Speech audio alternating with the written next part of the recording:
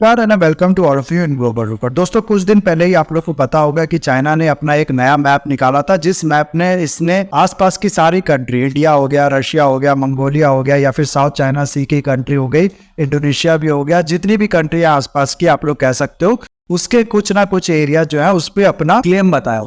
India के Aksai चीन और अरुणाचल प्रदेश जो है उसको तो ये ऑलरेडी अपना बताता है, अपना क्लेम इस पे जताता है। बीच में तो ये भी न्यूज आई थी कि अरुणाचल प्रदेश के कुछ एरिया का नाम इसने अपने आप से बदल दिया और कुछ अपने अकॉर्डिंग इसका नया नाम रख दिया। खैर, इसका कुछ फायदा हुआ नहीं इसको, ये एक बहुत ही ज्यादा फालतू मूव था।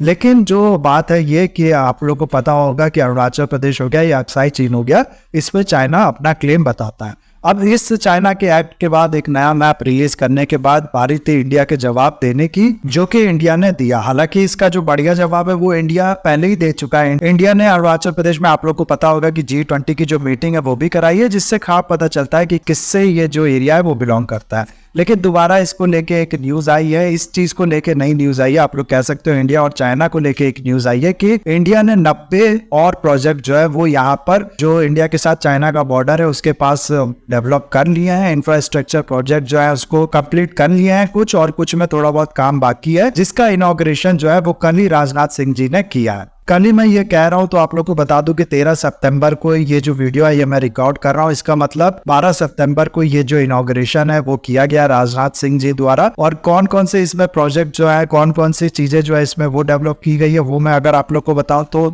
इसमें टनल बनाया गया है, रोड बनाया गया है, और आप लोग कह सकते हो ब्रिजेस बनाया गया है। इस तरीके की काफी चीजें जो है वो डेवलप की गई। हेलीपैड हो गया वो बनाया गया, एयर स्ट्रिप जो है वो बनाया गया। पूरा इसको लेके जो एक वीडियो है जो BRO यानी कि बॉर्डर रोड ऑर्गेनाइजेशन जो है उसने शेयर किया है, वो मैं आगे आप लोग को प्ले कर दूंगा, वो वीडियो आप लोग देख लेना। उससे आप लोग को कंप्लीट डिटेल मिल जाएगी इस प्रोजेक्ट के बारे में। और BRO के बारे में अगर मैं आप लोग को बताऊं ना, तो ये काफी ज्यादा ऑर्गेनाइजेशन की तारीफ करनी होगी कि काफी ज्यादा एक्सटेंसिवली ये हाल में जो काम है इसने वो किया है। ये ऑर्गेनाइजेशन बहुत ज्यादा इंपॉर्टेंट ऑर्गेनाइजेशन है दरअसल देखो तो, अगर आप लोग, क्योंकि अगर मैं आप लोग को बताऊं ना तो बॉर्डर पे जो इंफ्रास्ट्रक्चर है ना वो बहुत ज्यादा क्रिटिकल चीज है। इससे बहुत ज्यादा हेल्प मिलेगी इंडिया के मिलिट्री को, इंडिया की आप लोग कह सकते हो जो आर्म फोर्सेस है उसको क्विक रिस्पांस देने के लिए। ये चीज मेरे को आई डोंट थिंक वो बताने की जरूरत है, ये बहुत ज्यादा नॉर्मल चीज है। और ये फायदा इंडिया को दिलाने के लिए बॉर्डर पे जो इंफ्रास्ट्रक्चर है वो डेवलप करने के लिए BRO लगातार काम कर रहा है। इंडिया के लिए लगातार ये रोड्स हो गए, टनल्स हो गए, बाकी भी इस तरीके के जो इंफ्रास्ट्रक्चर हो गए वो डेवलप कर रहा है। अभी सिर्फ सितंबर तक जैसा कि मैंने आप लोग को बताया 90 प्रोजेक्ट इसी साल में ये कंप्लीट कर चुका है।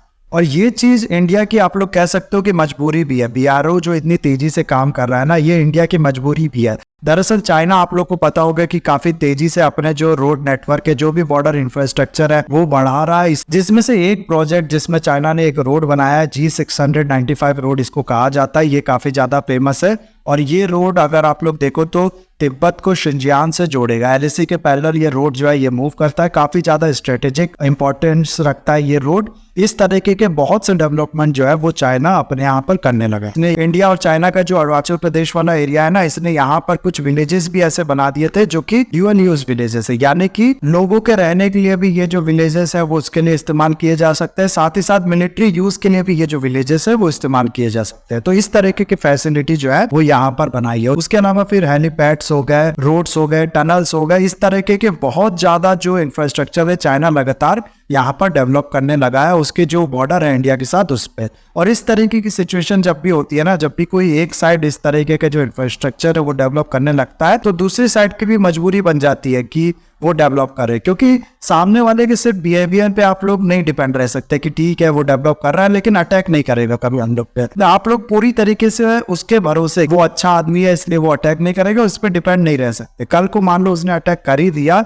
तो हम लोग के पास तो उस लेवल का इंफ्रास्ट्रक्चर ही नहीं होगा कि हम लोग उस अटैक को रेपल कर सके, उसको मुंह तोड़ जवाब दे सके। इसीलिए जब एक कंट्री ये करती है ना, तो उसके बगल वाली कंट्री की भी ये मजबूरी हो जाती है कि वो भी ऐसा करे। इसीलिए पिछले कुछ सालों में, जैसा कि मैंने आप लोग को बताया, बॉर्डर पे जो इंफ्रास्ट्रक्चर की डेवलपमेंट है वो बहुत ज्यादा तेजी से हो रही है। अगर आप लोग बजट की बात करो ना कि बॉर्डर इंफ्रास्ट्रक्चर के लिए इंडिया कितना बजट खर्चा कर रहा है, तो पिछले कुछ सालों में आप लोग कह सकते हो कि ये बजट जो है ये तो स्काई रोड कर गया है। 3,000 करोड़ इंडिया ने खर्चा किए थे 2008 में, लेकिन 2017 में ये हो गया 5500 से लेके 6,000 करोड़। सिर्फ आप लोग कह सकते हो कि 10 साल में इतना बढ़ा। लेकिन 2019 में आप लोग देखो तो 8,000 करोड़ अकेले इसी साल इंडिया ने खर्चा किया, और इस साल यानी 2023 में इसने खर्चा किया है 12,340 करोड़ रुपए। और ये चीज आने वाले टाइम में ऐसा बताया जा रहा है कि और भी तेजी से बढ़ेगा। तो जो इंक्रीज है साल दर साल आप लोग यहाँ पर कंपेयर कर सकते हो, वो बहुत तेजी से बढ़ रहा है। और इसीलिए हाल में जो बीआरओ की चीफ है उनने ये स्टेटमेंट दिया था कि अगले कुछ सालों में 2-3 सालों में ये कहते हैं कि इंडिया जो इंफ्रास्ट्रक्चर है बॉर्डर पे उसके मामले में चाइना को पीछे छोड़ देगा। चाइना का भी जो इंफ्रास्ट्रक्चर है उससे ज्यादा इंफ्रास्ट्रक्चर इंडिया डेवलप कर लेगा अपने बॉर्डर पे, इसी इंक्रीज के चलते। यही रीजन है। और हाल में इंडिया ने जो रिएक्ट करना शुरू किया है चाइना की गुंडागर्दी आप लोग कह लो उसके अगेंस्ट में हो गया। जितना क्विक रिस्पॉन्स इंडिया ने, जितना कॉन्फिडेंस आप लोग कह सकते हो या फिर फॉर्मली रिस्पॉन्स करना इंडिया ने शुरू किया, वही कारण है कि इंडिया इस समय चाइना के लिए बहुत ही बड़ा सरदर्द बना हुआ है।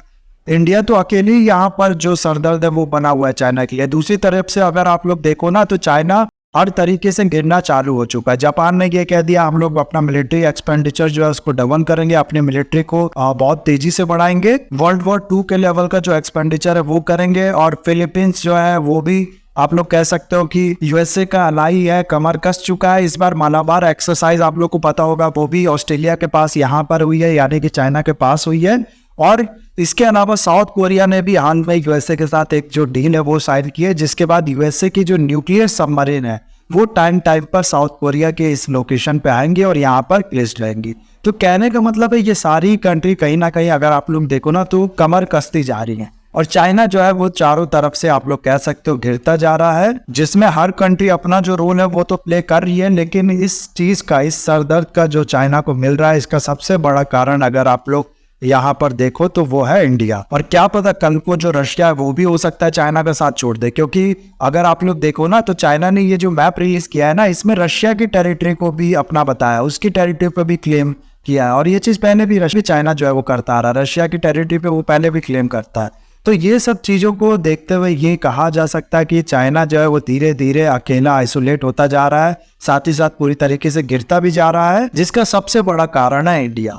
अभी मैं चाहता हूं कि ये जो वीडियो है जिसमें इस प्रोजेक्ट के बारे में बताया गया है वो आप लोग यहाँ पर देख लो, जिसके बाद मैं ये जो वीडियो है वो खत्म कर दूं।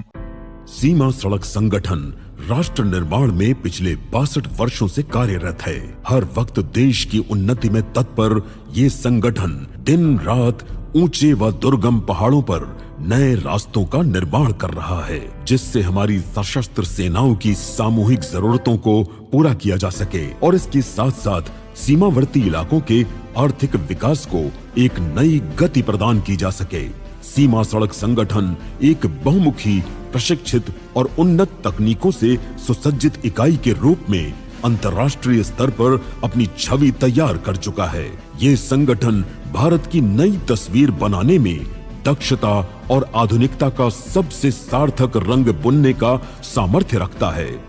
बीआरओ ने खुद को दुनिया की एक प्रतिष्ठित निर्माण इकाई के रूप में प्रस्तुत किया है, जिसने 61,500 किलोमीटर से अधिक सड़क, 976 स्थायी पुलों, 21 हवाई पट्टियों और 6 सुरंगों का निर्माण सबसे दुर्गम इलाकों और कठिन मौसमी हालात में सफलतापूर्वक किया है। इस संगठन ने कई प्रकार के नए कीर्तिमान स्थापित किए हैं, जिसमें मुख्य रूप से 19,024 फुट की ऊंचाई पर बनी दुनिया की सबसे ऊंची उमलिंगला सड़क शामिल है। गत 2 वर्षों में माननीय रक्षा मंत्री ने बीआरओ द्वारा निर्मित 205 परियोजनाओं को देश को समर्पित किया था। इसी श्रृंखला को आगे बढ़ाते हुए इस वर्ष बीआरओ ने 90 और परियोजनाओं को सफलतापूर्वक तैयार किया है, जो आज माननीय रक्षा मंत्री श्री राजनाथ सिंह केंद्र शासित राज्य जम्मू एवं कश्मीर के देवक पुल से देश को समर्पित करेंगे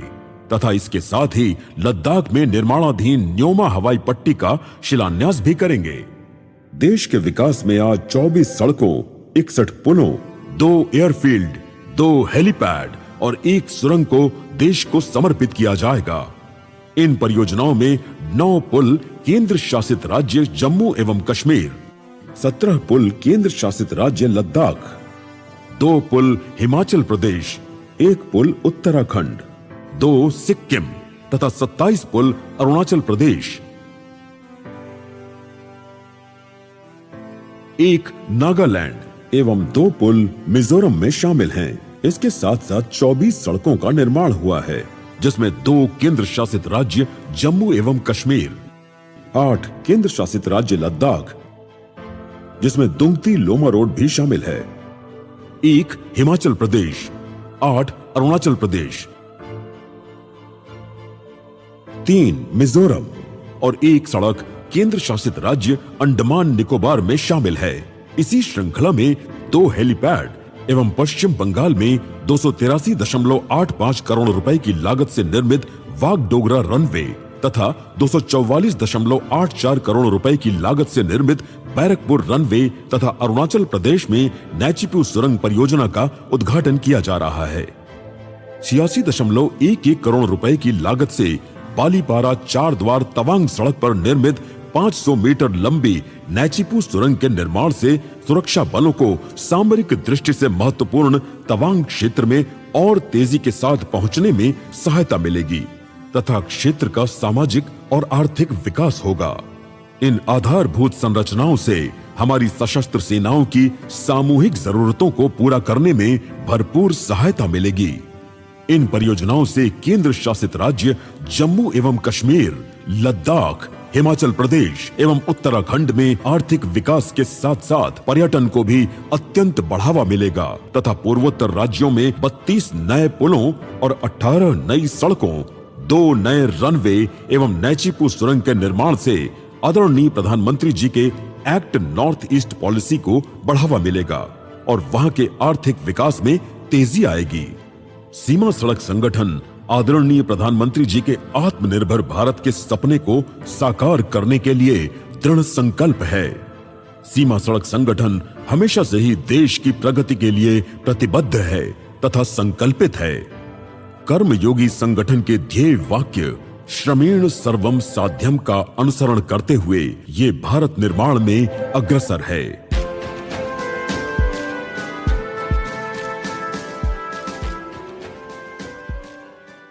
तो ये था पूरा video guys. I hope video आपको अच्छा लगा होगा। इसे लाइक, कमेंट, शेयर, सब्सक्राइब जरूर कीजिएगा। That's all, have a nice day, take care.